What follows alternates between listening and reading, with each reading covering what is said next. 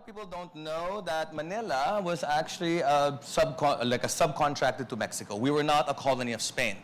We were actually a colony of Mexico, and because of that, we did not have a flag. We only had a seal, and this is the seal of Manila.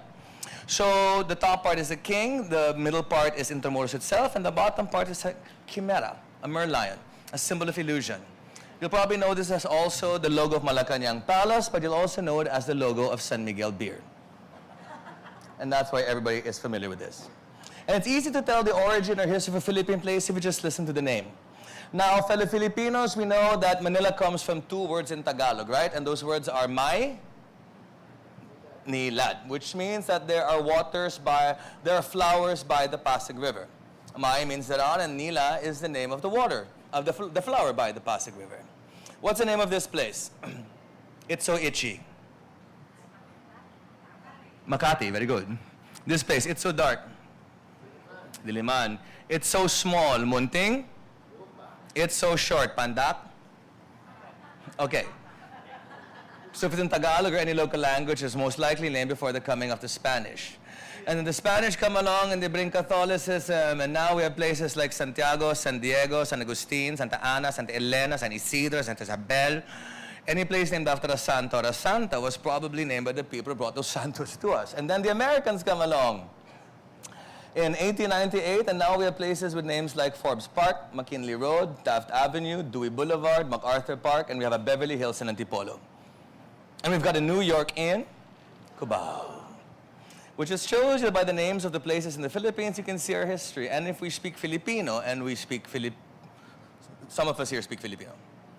Okay, speak Filipino, your national language, and you will see history in the way you talk, because in our language, any word that is organic, any word that is abstract or ancient, words like person, body, mind, spirit, words like sunset, sunrise, water, tree, moon, clouds, happiness, love, and the word soul will be in Tagalog, or any language that is rooted in any of our derivatives of Chinese, Sanskrit, or Arabic. But objects in the Philippines, como libro, papel, a bombilla, la lámpara, tinidor, a cuchara, a cuchillo, all our objects are in Spanish.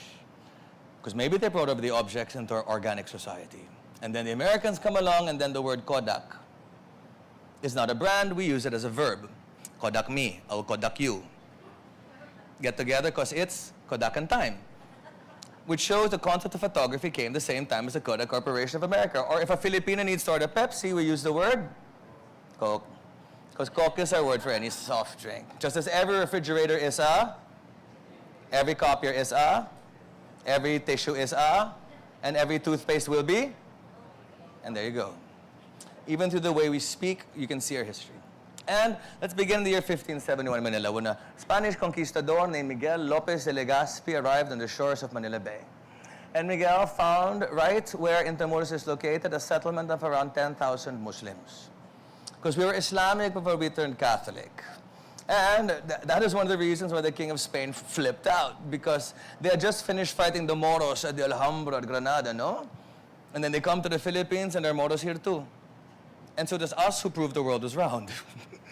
And also, they founded the city of Intramuros, built in 1571. And if you look at the city of Intramuros, you'll notice that the walls actually look very different from the walls you see today. They're thin, because Intramuros was actually made of bamboo. Bamboo architecture is the only architecture Filipinos can call their own. Our basis is organicness. Because if there's a building that's made out of some other material or technology, like that one, it was built by a colonizer. Because we're on a volcanic island. There's no such thing as permanence here. The only thing that's really permanent in any community is a church. Everything else is bamboo houses, nipa huts, or today, squatters. The contemporary version of a bamboo hut. But also, it was a galleon trade that created Manila's identity. And it was a mix between East and West, and basically the trade of porcelain and ivory. Manila, the Philippines, is built on being between the East and West, organicness and inorganicness. Take a look at this picture. This is a picture of houses in Binondo or Old Manila back in the late 19th century, and you're actually looking at hottung houses, social climbing as Europeans. Who owns every hardware store in the Philippines today? The Filipino Chinese. Things have not changed in over more than 100 years. And we're also considered to be really far by Spain. We were the Australia of Spain. King Juan Carlos called us Las Filipinas Ultramar, the Philippines at the end of the sea. And back then, they thought the world was flat, so they thought you get to the Philippines and you'd fall off the face of the earth. So really, back here at Ultramar, anything goes. But it was also known for Intramuros. Intramuros was what made our city special. It was a repository of everything that we collected from around the world. With 7 cathedrals carved out of volcanic ash, with French chandeliers, with windows made out of seashells, roofs made out of earth. But also, it was where the entire country was colonized. It was the beginning of Christianity in the Philippines. No matter what you might think of Christianity, it really only started from there. So there went our first libraries, our first songs, which are canciones from the church, and we're basically run by what I call Father Damaso, or the Catholic Taliban. Only one girl laughed. But, I know, done there, been that. But also was known for its 7 churches. It was known for the San Agustin Church, it was known for the Santo Domingo, the Lourdes Church, Manila Cathedral, and the San Ignacio Church, and also the San Francisco. So, we can really say that Intramuros was like an ecclesiastical city. It was like the Vatican. The Asian Vatican, with paintings, with painted ceilings, with songs, with theater and a way of life. And then 1898 comes around, the United States takes over the Philippines, and we were made in America's image. Because this guy named Admiral Dewey comes along, and after signing a treaty of their America's image, and so, Manila would now expand. And from being this little seaside town down here, you can see it expands out towards places like Pasay, towards places like Dulumbayan, Dulo ng Bayan, now known as Rizal Avenue, and then the end of the earth, Caloocan. But also Manila's architecture would change, and so would its art.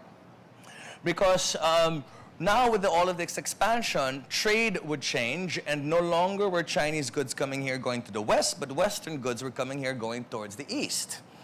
And so we can see that gone are now these organic houses with seashells, and now we got Art Deco. Now we have air conditioning. Now we have this thing called sculpted concrete. And all because of trade. And also our architecture would change. This is now the location of Aristocrat Restaurant on Ross Boulevard. And we started looking like Hollywood, no longer like Europe. And they gave us this thing called the car. They gave us electricity, chocolate, and unfortunately they gave us a government system. They gave us a president, a Senate, and a Congress. And so this Senate, Congress now changed everything, and we had this now this new neoclassical architecture that's representing the Filipino spirit. So gone were those little houses, and now you had things that looked like Greece going over our civic center of Luneta Park. And now it was no longer the church getting your money and abusing you, but it was these guys, the congressmen, getting your money and abusing you. So things wouldn't really change. But also they gave us the public school system, and that would create a great equality in this country. Because no longer did you have to go to Ateneo, sorry, or UST, or any Catholic wealthy school to rise up in Philippine society, but now you can go to UP. Now you can go to Philippine Normal. Now you can go to Philippine High School for the Arts, and you can now be a farmer's daughter and president by 1 generation later. And it also liberated the woman. We had the vote before the United States had the vote, believe it or not. And you can see that in the 19th century, women were constricted to staying at home, not by choice, but because of what they wore. Can you imagine wearing that and going to the supermarket? You had to wear 20 kilos. And then Americans came, and now you only had to wear 5 kilos. So it is very liberating for the Philippine spirit, mind, and society. But also look how much Manila would change. This is Escolta in 1898. Beautiful, but this picture was also taken at noon, and where the hell is everybody? Sleeping siesta. And then the Americans come along, no more siesta, and now we have Philippine pancit. We have these electric wires. We have a tram system. We have English words and ice cream. And to show you just how much things changed, check that out. You have Santa Cruz Church bell tower there. Now look for it again. In only 30 years. We surpassed 300 years of social development in just 3 decades. So Manila became one of the most beautiful cities in Southeast Asia, as quoted by Harper's Magazine. We had trams, we had multilingual people, we had multiracial people, we had art, we could speak English, Spanish, we had Spanish food, we had British banks, Indian bazaars, and American jazz. And Manila would expand out. This is Ermita. Up there is the U.S. Embassy. That's Luneta Parkway up there. And it was one of the most civilized cities in all of Southeast Asia. Check out this little film of Intramuros. I love this. That is in front of Casa Manila. And check out these ladies. Like, you know the Filipino expression of pointing with your lips, right? Check out this wealthy lady over here. And she says, ayun oh, nandyan yung kalesa. Things haven't changed in more than 70 years. But then things would happen like war. And that's when Manila would take a turn of which it really never recovered. So when, and here's a photograph taken right before the liberation of Manila. That's a bomb in the very center. On one side is the Pasig River. On the other side, you can see the Luneta Park. And so you can see this bomb fell somewhere in Intramuros. And that's not a Japanese bomb, that's an American bomb. One of the great contradictions that we haven't resolved in our own psyche. So when General Douglas MacArthur returned to the Philippines to liberate us from General Yamashita, he completely bombed Manila. And from 9 o'clock in the morning until 3 o'clock p.m. on this February 23, 1945, the Americans destroyed 400 years worth of our history, 400 years worth of our architecture, 400 years worth of our painting, and 400 years worth of identity. So basically, we're a city floating in space. We have no more language. How many books did we lose? How many fonts did we lose? How many curlicues of a staircase no longer exist? That shade of pink on a ceiling. So you can see that this is really the part of our history we haven't really come to terms with or that we have really never recovered. But after a while we tried, and come on, this is really why Manila looks the way that it does today. So, I mean, take a look at some of these pictures. This is Manila 1945 that I just showed you, and that's Manila right now. Manila 1945, Manila right now. So, you can see that we kind of lost the art and we lost the soul of our city. And more than that, we lost 100,000 people that people don't remember. And there's no memorial that we have except for me and Ringo and what we planned as the Manila Biennale.